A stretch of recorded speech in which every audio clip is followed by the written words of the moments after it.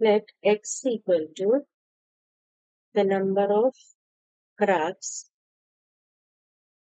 in highway is equal to number of cracks in highway in selected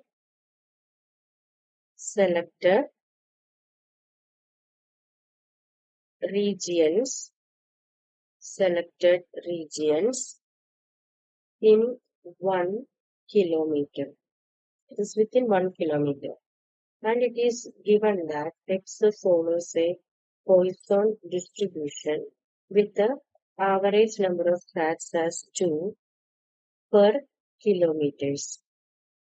Now, we can obtain lambda according to the question. So, here lambda is given as 2 per kilometer. So, in our question,